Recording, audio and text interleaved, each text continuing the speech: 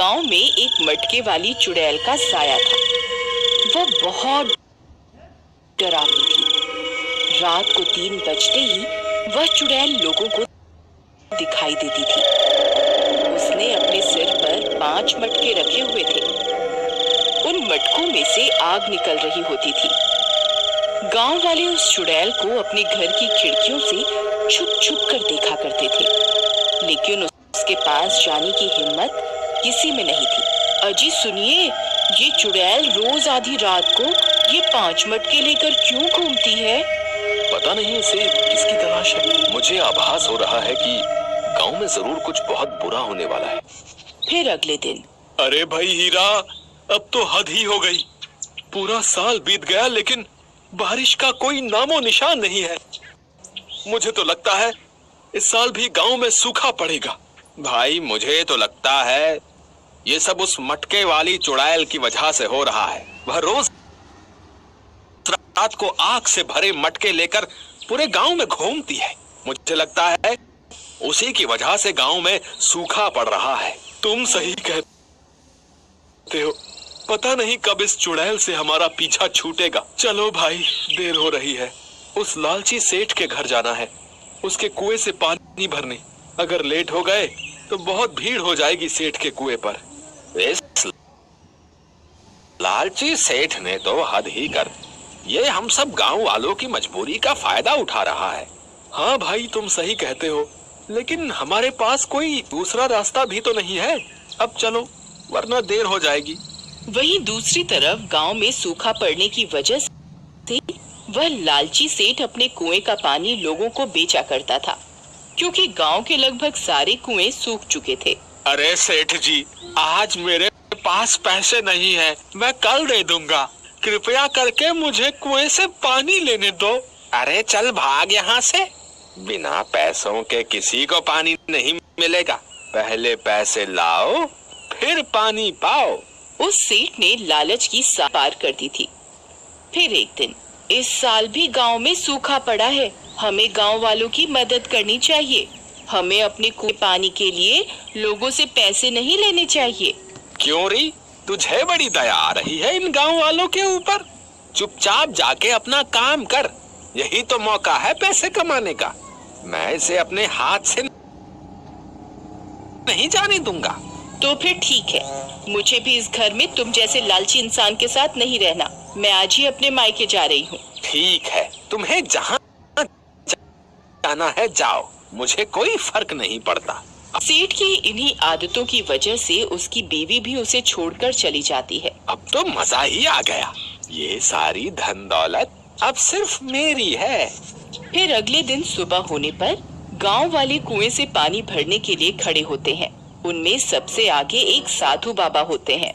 देखो साधु बाबा, इस कुएं से मुफ्त में पानी नहीं मिलता, तुम्हें पैसे देने होंगे। वत्स, मेरे पास पैसे तो नहीं है। तो फिर कहीं और से पानी भर लीजिए, यहाँ मुफ्त में कुछ नहीं मिलता। मूर्ख इंसान, तुम ये ठीक नहीं कर रहे हो। तुम में इंसानियत खत्म हो चुकी है। इसके लिए तुम्हें भारी कीमत चुकानी पड़ेगी। इतना बोलकर साधु बाबा वहाँ से चले जाते हैं। फिर रात होने पर वह मटके वाली चुड़ैल फिर से 5 मटके लेकर गांव में आ जाती है। गांव वाले उसे देखकर घबरा जाते हैं। इस बार वह सीधा सेठ के घर के बाहर जाती है और उसका दरवाजा खटखटाती है। अरे इतनी रात को कौन आ गया पानी लेने? इससे 5 गुना ज्यादा पैसे वसूलूंगा पानी के लिए। फिर वह सेठ खिड़की से झांक कर देखता है तो वह हक्का बक्का रह जाता है। अरे मर गए रे, ये तो वही मटके वाली चुड़ैल है। आज ये कहाँ से आ गई? अब मैं क्या करूं? अगर मैंने दरवाजा खोला तो ये मुझे कच्चा ही खा जाएगी। हे भगवान, मुझे इस चुड़ैल से बचाओ। चुड़ैल फिर से दरवाजा खटखटाती है, लेकिन सेठ डर के मारे दरवाजा नहीं खोलता। तो चुड़ैल अपने 5 मटकों में से एक मटका उसके दरवाजे के बाहर रखकर चली जाती है। शुक्र है भगवान, आज तो मैं बाल बाल बच गया।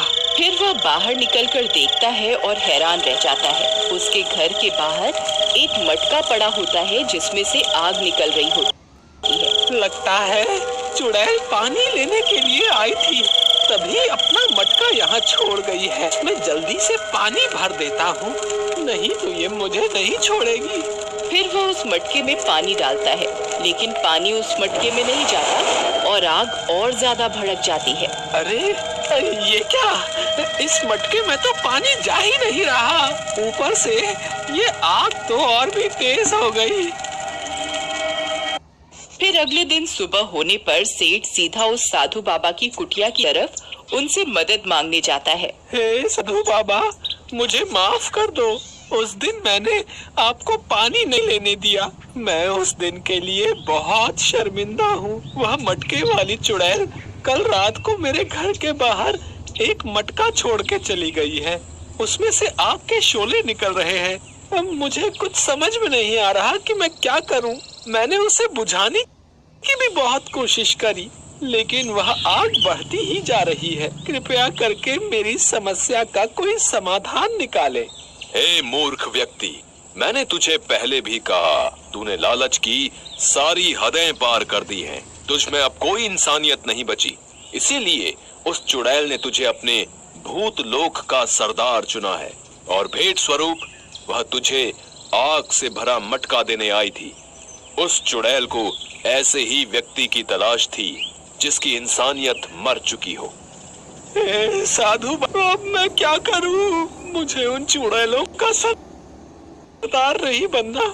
कोई तो उपाय बताइए। अब तुझे उस चुड़ैल से कोई नहीं बचा सकता। फिर वह उदास होकर वापस अपने घर की ओर चल देता है। फिर अगले दिन रात होने पर, हे भगवान, रात के 3 बज गए हैं। कहीं वह चुड़ैल आज फिर ना आ जाए। तभी डरावनी डरावनी आवाजें आने लगती हैं। अरे मर गए रे, लगता है वह चुड़ैल फिर से आ रही है। तभी वह चुड़ैल अपने सिर पर 4 मटके रखकर आती हुई दिखाई देती है। अरे सुषमा, देखो, आज इस चुड़ैल के सिर पर 4 मटके ही हैं। अरे मर गए रे, ये तो सीधा यही आ रही है। अब मैं क्या करूं? वह चुड़ैल सेठ का दरवाजा खटखटाती है। हे चुड़ैल, घर पे कोई नहीं है, तू यहाँ से चली जा और अपना मटका भी ले जा। मुझे तुम्हारा सरदार बनने का कोई शौक नहीं। फिर वह चुड़ैल एक और मटका सेठ के घर के बाहर रखती है और चली जाती है। अरे बाप रे, ये तो एक और मटका रख के चली गई। हे भगवान, अब मैं क्या करूं? अरे सुरेश, तुझे पता चला? वह मटके वाली चुड़ैल सेठ के घर 2 मटके छोड़ के चली गई है। यार, 2 दिनों से कोई गांव वाला पानी लेने भी नहीं आ रहा। अब क्या करूं? इस चुड़ैल ने तो मेरा सारा धंधा ही चौपट कर दिया। फिर वह उस मटके की आग को बुझाने की कोशिश करता है, लेकिन आग और भड़क जाती है। अरे मर गए रे, ये आग तो और भड़क गई। अब मैं क्या करूं? फिर रात होने पर सेठ डरा सहमा हुआ खिड़की से बाहर की ओर देख रहा होता है। तभी उसे फिर से वही चुड़ैल दिखाई देती है। इस बार उसके सिर पर 3 मटके रखे हुए होते हैं। वह रोज की तरह दरवाजा खटखटाती है, लेकिन सेठ की हिम्मत नहीं होती कि वह दरवाजा खोले और चुड़ैल तीसरा मटका भी उसके घर के बाहर छोड़कर चली जाती है। इसी तरह अगले दिन भी चुड़ैल है और चौथा मटका भी सेठ के घर के बाहर रखकर चली जाती है। फिर अगले दिन चुड़ैल की खबर सुनकर उसकी पत्नी वापस अपने अच्छा हुआ, मैं बहुत बड़ी मुसीबत में फंस गया हूँ। वह चुड़ैल मेरे पीछे हाथ धोकर पड़ गई है। मुझे समझ नहीं आ रहा मैं क्या करूँ। मैंने तो आपको पहले ही कहा था कि आपने इंसानियत की सारी हदें पार कर दी हैं। ये तो होना ही था। लेकिन मैं अब सुधरना चाहता हूँ। कोई तो उपाय बताओ, मैं क्या करूँ? फिर अपनी पत्नी के समझाने पर वह अपनी कमाई हुई दौलत को एक पोटली में बांधकर गांव के मुखिया को दे देता है। मुखिया जी, ये वह सारी दौलत है जो मैंने गांव वालों को पानी बेचकर कमाई थी। मुझे मेरी गलती का एहसास हो गया है। कृपा करके इन सारे पैसों को आप गांव वालों में बांट दे। फिर इतना बोलकर सेठ वापस अपने घर की ओर चल देता है। सुनीता, मैं सारे पैसे गांव के मुखिया को दे आया हूँ। अब मेरे मन में कोई डर नहीं है। मैंने सब गांव वालों को भी कह दिया है। उन्हें जितना पानी चाहिए वो हम मेरे कुएं से ले सकते हैं। मुझे आपके ऊपर बहुत गर्व है। आपने बहुत अच्छा काम किया है। अब हमें उस चुड़ैल से डरने की कोई जरूरत नहीं है। फिर रात होने पर वह चुड़ैल एक मटका लेकर सेठ के दरवाजे पर पहुंचकर दरवाजा खटखटाती है। अरे मर गए रे, अब मैं क्या करूं?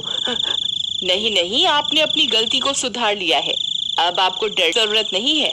इतना बोलकर सेठ की पत्नी दरवाजा खोलकर बाहर निकल जाती है। ए चुड़ैल, अब तेरा यहाँ कोई काम नहीं है। मेरे पति अब तुम्हारा सरदार बनने योग्य नहीं है। अब तुम कहीं और जाकर किसी और पापी और जालिम व्यक्ति की तलाश करो। फिर वह चुड़ैल अपने चारों मटके वहाँ से उठाती है और रात के अंधेरे में कहीं गायब हो जाती है। अरे सुनीता, तुम तो बहुत हिम्मत वाली निकली, जो उस चुड़ैल का सामना करने के